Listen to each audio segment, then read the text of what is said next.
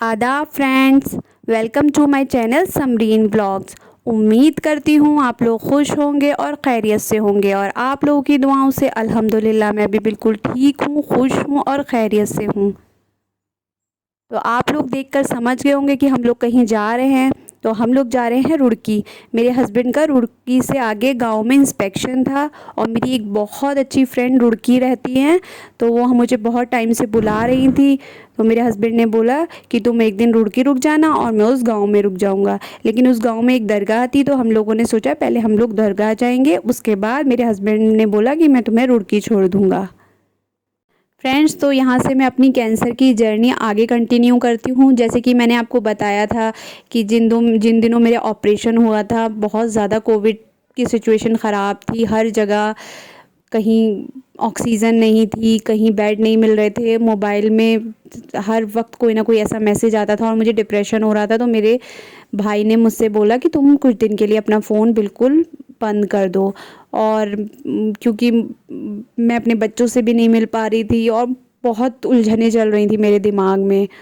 और मैंने आपको बताया था कि मैं जब हॉस्पिटल से डिस्चार्ज हुई थी तो एक फ्लूइड वाला पाइप जिसमें से गंदा फ्लूइड निकल रहा था, वो मेरे लगा हुआ था। और डॉक्टर ने बोला था जब ये फ्लूइड आपका 3 दिन 2 ml आए, एक इंजेक्शन दिया था, उससे हमको उसको नापना था। तो वो जब 2 ml आएगा 3 दिन, तब आपका ये पाइप निकलेगा। तो वो भी मेरा कम नहीं हो रहा था 5 ml से। उसके बाद 2 दिन वो लगातार 2 ml आया, तो मेरे हस्बैंड ने फिर हॉस्पिटल फ़ोन किया और बोला कि अब 2 ml आ रहा है तो वो पाइप हमें निकलवाना है।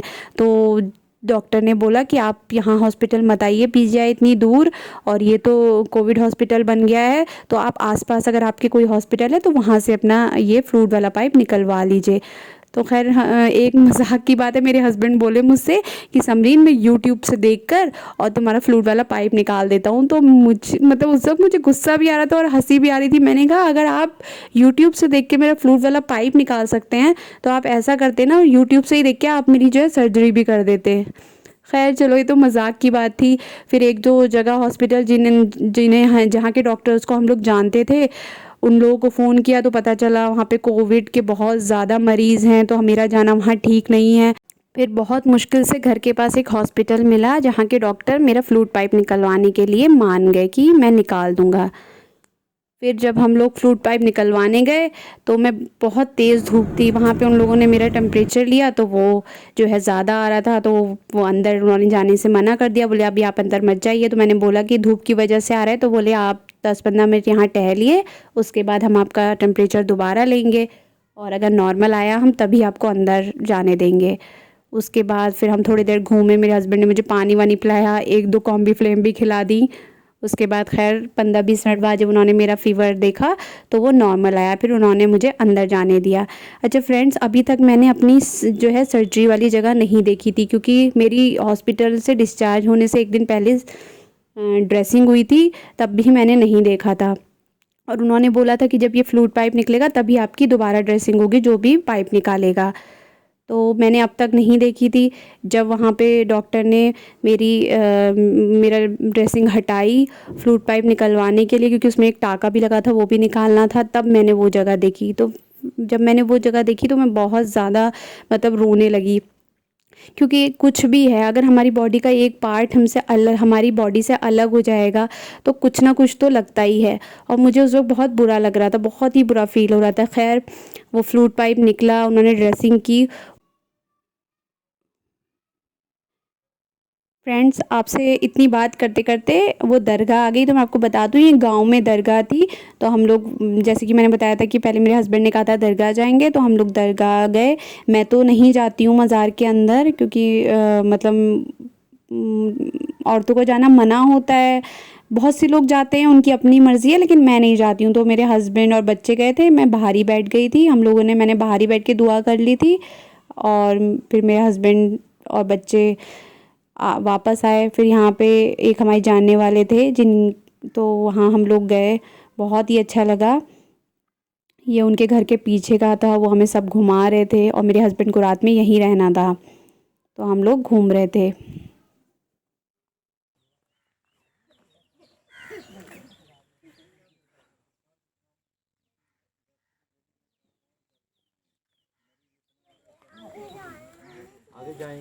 बेटा अभी यहाँ अभी शेर थोड़ी आएगा, आओ चले फिर। फोन में दिखा दो। सर्दी में सर्दियों में बहुत अच्छा है। चले इब्राहिम आइए। अरे तो आप पापा के साथ अभी वहाँ भी रुकना है, यहाँ भी रुकना है, वो दो जगह पे नहीं रुक सकते ना। ऐसे जाएंगे ना। ये किधर निकलेगी?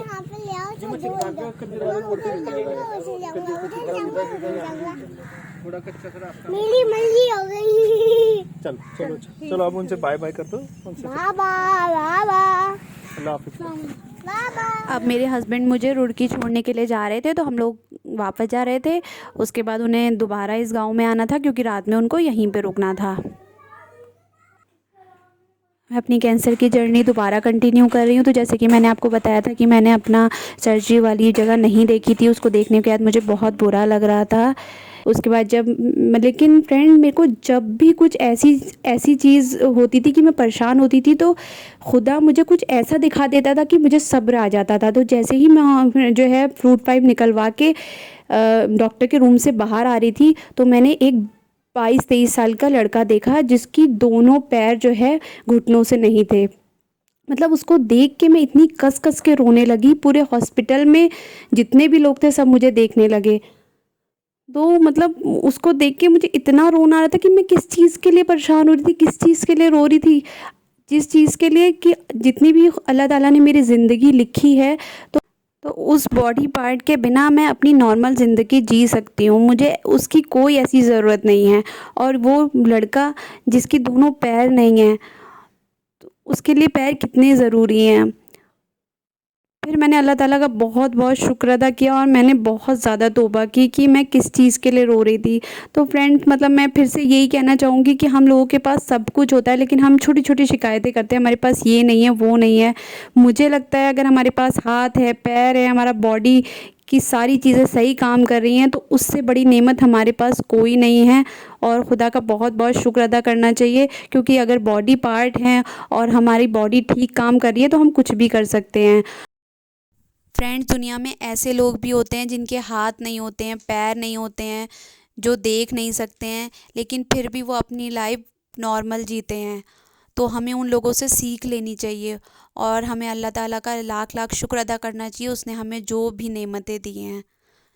फ्रेंड्स, मैं अपने एक ब्लॉग में आपको एक ऐसे इंसान से मिलाऊंगी जो देख नहीं सकते हैं, लेकिन फिर भी वो इतनी मेहनत करते हैं और बहुत खुशी से अपनी लाइफ जीते हैं।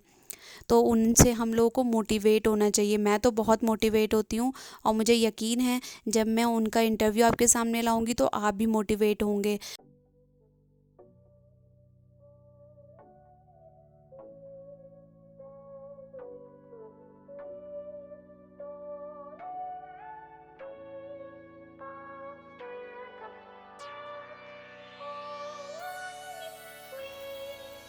फ्रेंड्स, आपसे बात करते करते हम रुड़की पहुँच चुके हैं।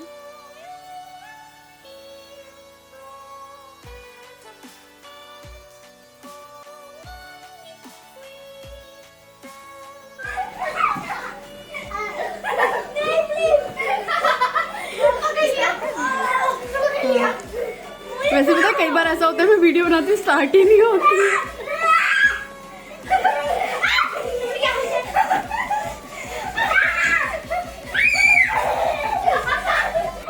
ये मेरी फ्रेंड है जिनसे मैं रुड़की मिलने आई थी।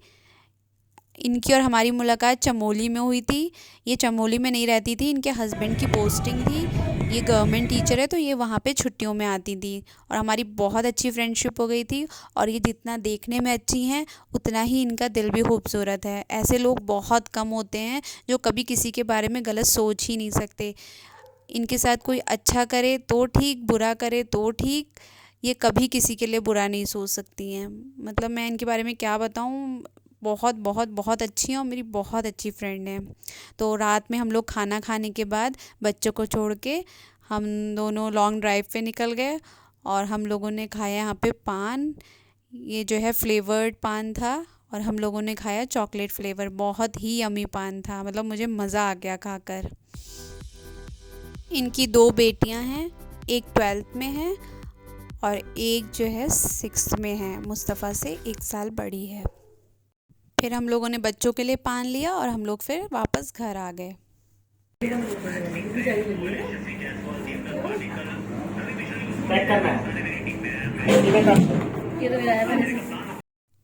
ये वो जगह है जहाँ पे रात में मेरे हस्बैंड रुके थे, तो मैं यहाँ का भी थोड़ा वीडियो आपके साथ शेयर कर रही हूँ। ये जाग क्यों रहे हैं? ये यहाँ पे शेर का इंतज़ार कर रहे हैं।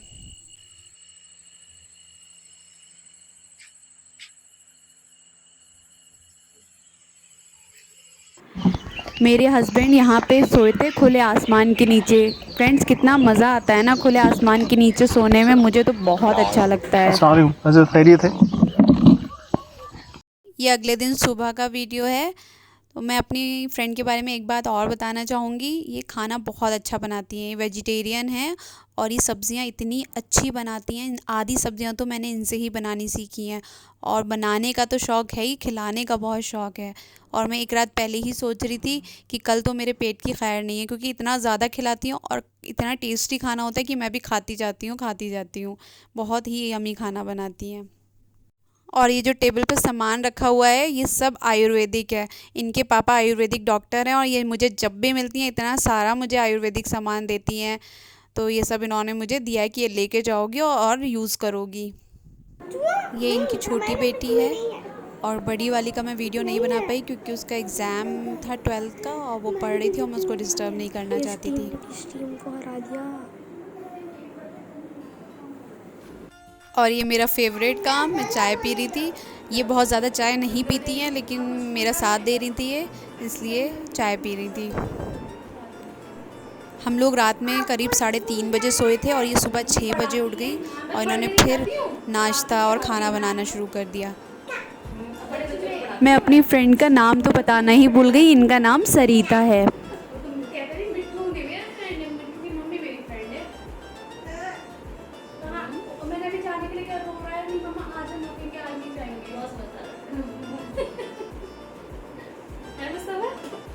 पता नहीं मुझे, मेरी नजरों से तो नहीं है। ये देखो, ये था बेड का जिसपे दिखते हैं ये खराब करके दिखा है। इब्राहिम लेके आई थी, इब्राहिम ने खराब कर दिया मेरा। इस पे उसने कर दिया। अद्विक का ही था ये, तो अद्विक ने क्या करा, इसको वाइट न लगा दिया, उसके हाथ पता नहीं कहाँ से पड़ गए, अभी चलता ही नहीं है, खराब हो गया। मेरे हस्बैंड मुझे लेने के लिए आए थे तो वो लंच कर रहे हैं और मैंने तो लंच किया नहीं क्योंकि इन्होंने मुझे नाश्ता इतना ज़्यादा खिला दिया था कि मैंने इनसे कहा अगर अब आपने मुझसे खाना खाने के लिए कहा तो मैं आपके घर नहीं आऊँगी और ना आपसे बात करूँगी। तो डर के मारे इन्होंने मुझे खाना तो नहीं खिलाया फिर, लेकिन फिर भी बोली कि आपने कुछ नहीं खाया तो जूस तो पिएंगी ही। तो बस फिर हम लोगों ने जूस पिया।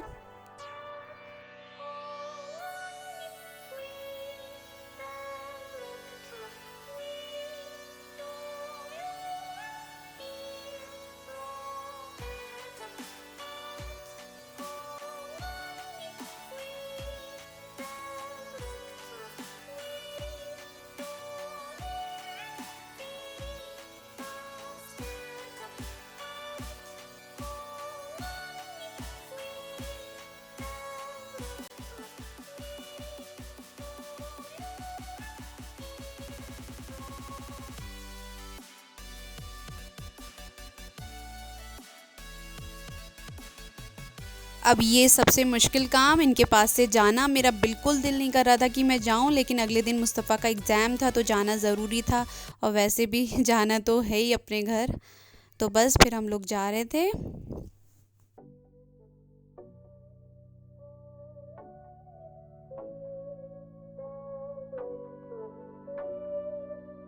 फ्रेंड्स, मैं आपसे एक बात और शेयर करना चाहूँगी।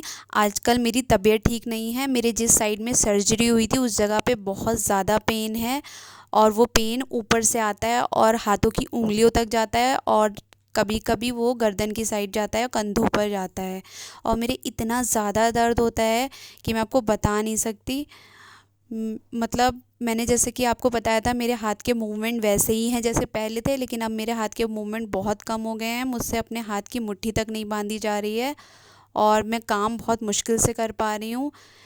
आज मैं डॉक्टर को भी दिखाने गई थी तो उन्होंने कहा कि सर्जरी के दौरान हमें मजबूरन वो नसें भी काटनी पड़ती हैं जो नहीं काटनी चाहिए, लेकिन मजबूरी है तो काटनी पड़ी। तो उसी वजह से आपके दर्द हो रहा है। पहले वो जगह सुन्न थी, अब उसमें सेंसेशन आ रहा है, इसीलिए आपको इतना ज़्यादा दर्द हो रहा है। तो उन्होंने मुझे 3 महीने की दवा दी है। तो प्लीज़ आप लोग मेरे लिए दुआ कीजिए, आप लोग की दुआओं की मुझे बहुत ज़्यादा ज़रूरत है।